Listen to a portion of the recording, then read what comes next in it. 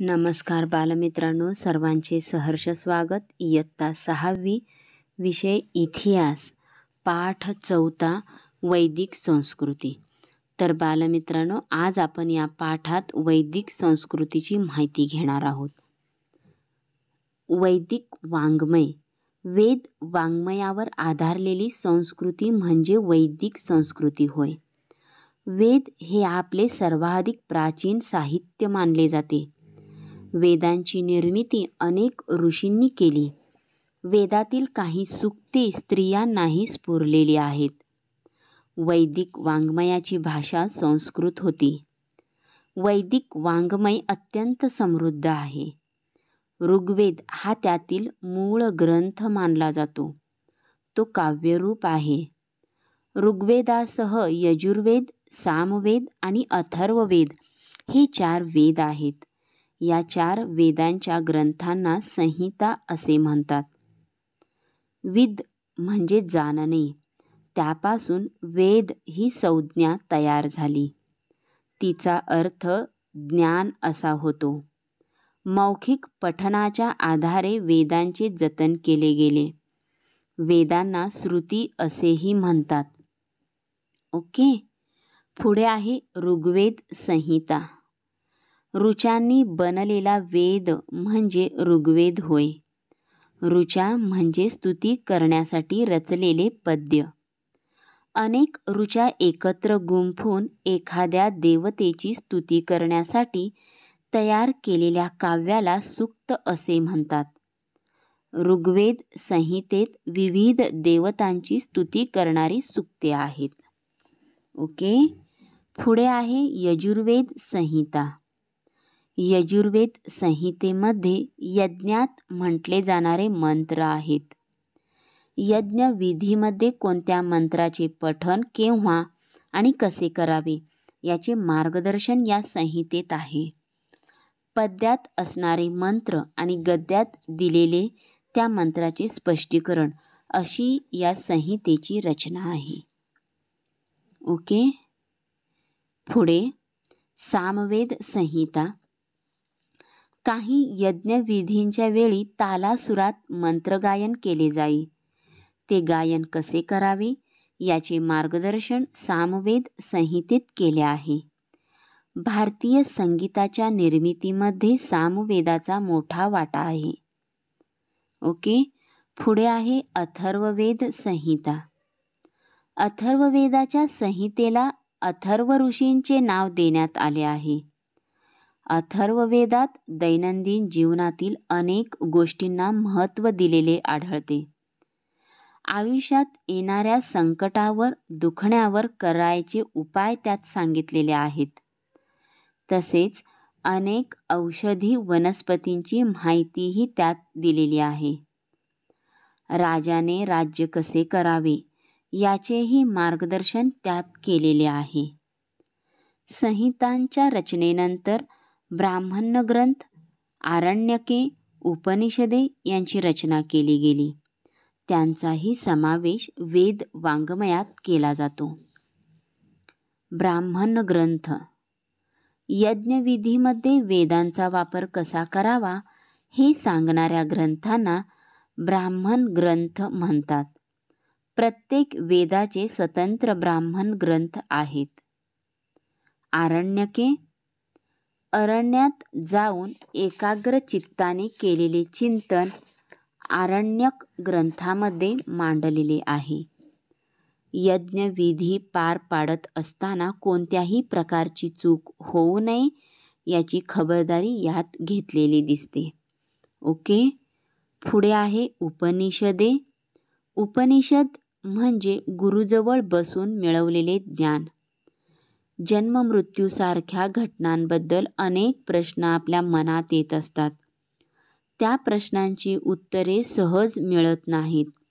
अशा गहन प्रश्नांवर उपनिषदामध्ये चर्चा केलेली आहे. 4 वेद, ब्राह्मण ग्रंथ, आरण्यके, उपनिषदे रचण्यास सुमारे 1500 वर्षाचा कालावधी लागला. त्या कालावधीत वेदकालीन संस्कृतीत अनेक बदल होत गेले. त्या बदलांचा आणि वेदकालीन लोकजीवनाचा अभ्यास करण्यासाठी वैदिक वाङ्मय हे महत्त्वाचे साधन आहे. ओके. पुढे आहे कुटुंब व्यवस्था, दैनंदिन जीवन. वेदकाळात एकत्र कुटुंब पद्धती होती. कुटुंबातील कर्ता पुरुष घराचा प्रमुख म्हणजे गृहपती असे. गृहपतीच्या परिवारात त्याचे वृद्ध माता पिता, त्याचे लहान भाऊ आणि त्या भावांचे परिवार, त्याची पत्नी आणि मुले, त्याच्या मुलांचे परिवार अशा सर्वांचा समावेश असे. ही कुटुंब व्यवस्था पुरुष प्रधान होती. सुरुवातीच्या काळात लोपामुद्रा, गार्गी, मैत्रेयी अशा काही विद्वान स्त्रियांचे उल्लेख वैदिक साहित्यात आढळतात. परंतु हळूहळू स्त्रियांवरील बंधने वाढत गेली. त्यांचे कुटुंबातील आणि समाजातील स्थान अधिकाधिक दुय्यम होत गेले. वेदकाळातील घरे मातीची किंवा कुडाची असत. गवत किंवा वेलींचे जाडसर तट्टे विणून त्याच्यावर शेण माती लिंपून तयार केलेली भिंत म्हणजे कूड. या घरांच्या जमिनी शेणामातीने सारवलेल्या असत. घरासाठी गृह किंवा शाला हे शब्द वापरले जात. वेदकालीन लोकांच्या आहारामध्ये प्रामुख्याने गहू, सातू, तांदूळ या तृणधान्यांचा समावेश होता. त्यापासून ते विविध पदार्थ बनवत असत. वैदिक वाङ्मयात यव, गोधूम, व्रीही यासारखे शब्द आढळतात. यव म्हणजे सातू, बार्ली. गोधूम म्हणजे गहू. व्रीही म्हणजे तांदूळ. दूध, दही, लोणी, तूप, मध हे पदार्थ त्यांच्या आवडीचे होते. उडीद, मसूर आणि तीळ तसेच मांस या पदार्थांचाही त्यांच्या आहारात समावेश होता. वेदकालीन लोक लोकरी आणि सुती वस्त्रे वापरत. वल्कले म्हणजे झाडांच्या सालीपासून तयार केलेली वस्त्रेही वापरत. तसेच प्राण्यांच्या कातड्यांचाही उपयोग वस्त्र म्हणून केला जाई. स्त्रिया आणि पुरुष फुलांच्या माळा, विविध प्रकारच्या मण्यांच्या माळा, सोन्याची दागिने वापरत असत. निष्क नावाचा गळ्यातील दागिना विशेष लोकप्रिय असावा. त्याचा उपयोग वस्तूंच्या खरेदी विक्रीसाठीही होई. गायन, वादन, नृत्य, सोंगट्यांचा खेळ, रथांच्या शर्यती आणि शिकार ही त्यांची मनोरंजनाची साधने होती. वीणा, शततंतू, झांजा आणि शंख ही त्यांची प्रमुख वाद्ये होती. डमरू आणि मृदुंग ही तालवाद्येही ते वापरत असत. ओके. पुढे पाहूयात शेती, पशुपालन, आर्थिक आणि सामाजिक जीवन. वैदिक काळात शेती हा प्रमुख व्यवसाय होता. अनेक बैल जुंपलेल्या नांगराने नांगरट केली जाई. नांगराला लोखंडाचा फाळ बसवत असत. अथर्ववेदामध्ये पिकावर पडणारी कीड, पिकाचा विध्वंस करणारे प्राणी आणि त्यावरील उपाय यांचाही विचार केलेला आढळतो. खत म्हणून शेणाचा उपयोग केला जात असे. वैदिक काळात घोडा, गाय, बैल, कुत्रा या प्राण्यांना विशेष महत्त्व होते. गायींचा विनिमयासाठी उपयोग केला जाई. त्यामुळे गायींना विशेष किंमत होती. इतरांनी गायी चोरून नेऊ नयेत म्हणून विशेष काळजी घेतली जाई. घोडा हा अत्यंत वेगाने पळणारा प्राणी. त्याला माणसाळवून रथाला जोडण्यात वेदकालीन लोक निष्णात होते. वेदकालीन रथाची चाके आऱ्यांची होती. भरीव चाकांपेक्षा आऱ्यांचे चाक वजनाने हलके असते. घोडा जोडलेले आऱ्यांच्या चाकांचे वेदकालीन रथ अर्थातच खूप वेगवान होते. ओके. तर बालमित्रांनो, हे माहीत आहे का पहा, घोड्याला अश्व असे म्हणतात. एखाद्या इंजिनचा वेग मोजण्यासाठी जे एकक वापरले जाते त्याला अश्वशक्ती हॉर्स पॉवर असे म्हणतात. बरोबर ना? पुढे पहा. त्या काळात शेती आणि पशुपालन यांच्याखेरीज इतर अनेक व्यवसायांचाही विकास झाला होता. व्यावसायिक कारागीर समाजव्यवस्थेचे महत्त्वाचे घटक होते. श्रेणी या नावाने ओळखले जाणारे त्यांचे स्वतंत्र संघ होते. अशा श्रेणींच्या प्रमुखाला श्रेष्ठी म्हणत असत. परंतु हळूहळू व्यावसायिक कारागिरांचा दर्जा दुय्यम होत गेला. त्या काळात समाजात ब्राह्मण, क्षत्रिय, वैश्य व शूद्र असे वर्ण होते. हे वर्ण व्यवसायावरून ठरत. नंतरच्या काळात वर्ण जन्मावरून ठरू लागले.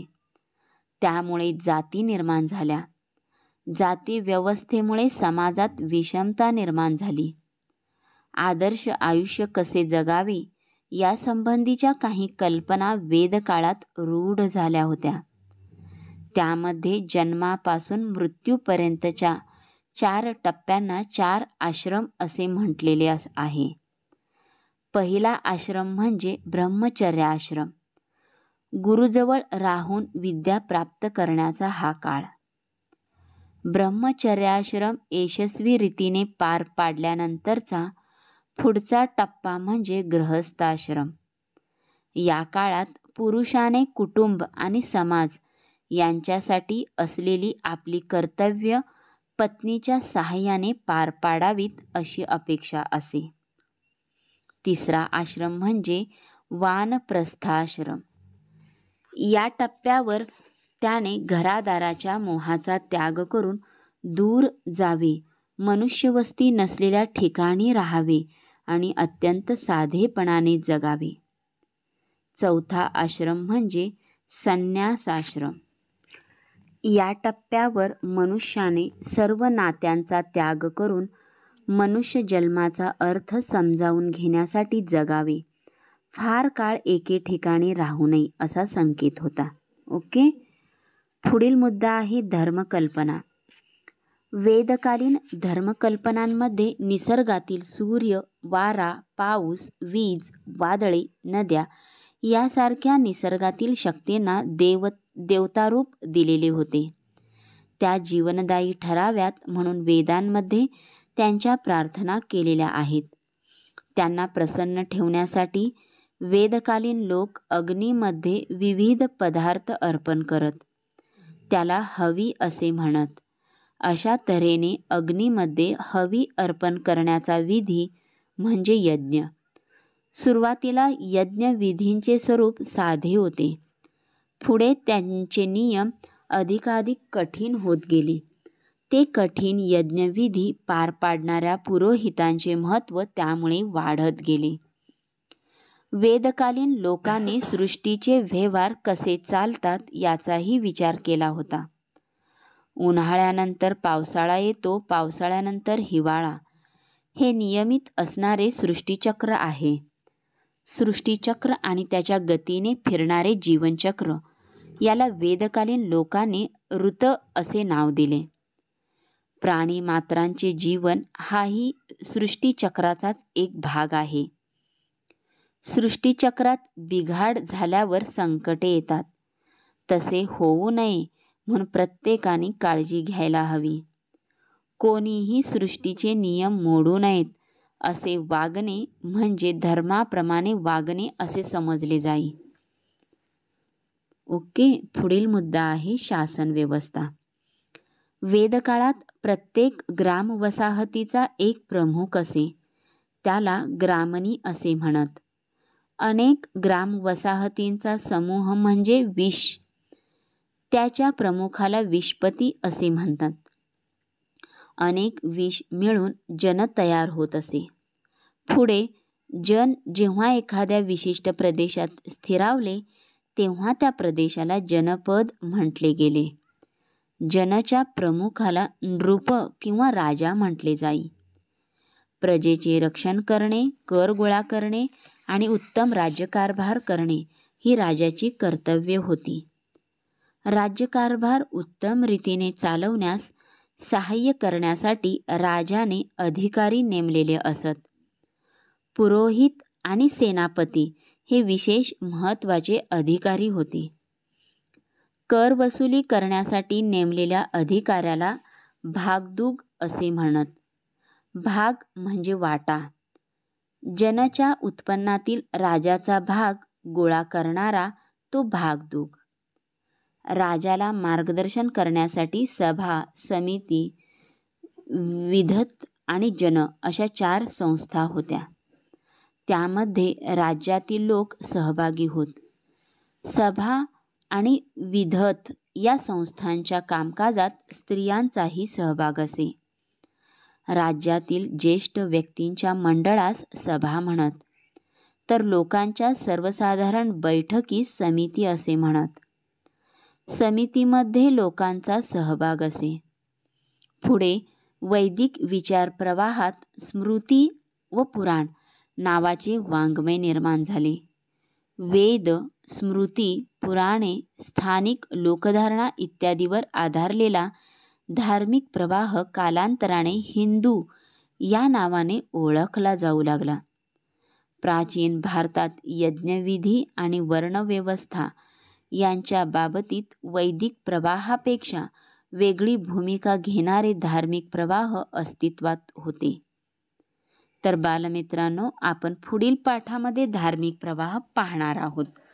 तर हा व्हिडिओ वारंवार ऐका आणि आपली वैदिक संस्कृती समजावून घ्या. ओके. तर आपण पुढील व्हिडिओमध्ये या पाठाचा स्वाध्याय पाहणार आहोत.